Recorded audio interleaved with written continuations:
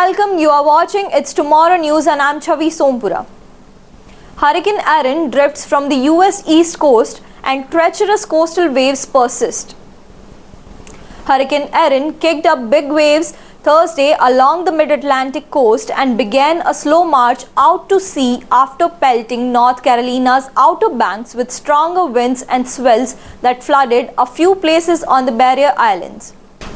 The storm will continue to bring the threat of dangerous rip currents and coastal flooding into the weekend from the Carolinas to New England, even as forecasters predict it will gradually weaken while moving farther away from the east coast. Damage assessment was still underway on the Outer Banks and more flooding could come during high tide Thursday evening. But it appeared the low-lying islands dodged widespread destruction during the initial brush with Erin on Wednesday.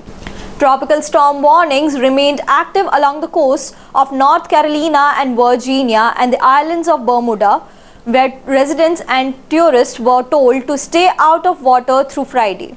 Coastal communities along the mid-Atlantic and southern New England coast may see tropical storm force wind gusts through early Friday, according to National Hurricane Center in Miami. Beaches were closed to swimming Thursday in New York City, but that didn't stop more than a dozen surfers from taking on the waves at Rockaway Beach in Queensland. Scott Klausner, who lives nearby, said conditions were great for experienced surfers.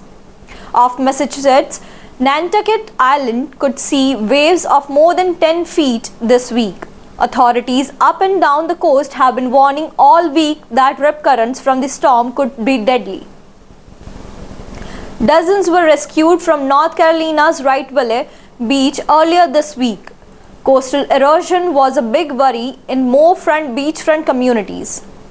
In North Carolina, waves was estimated as high as 18 feet Thursday morning, according to local weather reports. The Outer Banks, essentially sand dunes sticking out of the ocean a few feet above sea level, are especially vulnerable.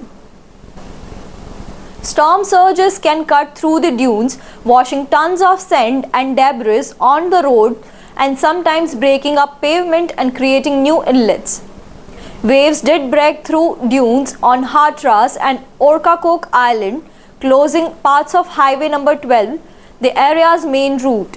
Ocracoke's connection to its ferry terminal was cut off. That's all for now. For more weather news updates, stay tuned with us on It's Tomorrow News. For more global weather updates like this, subscribe to our channel and hit the bell icon for regular updates.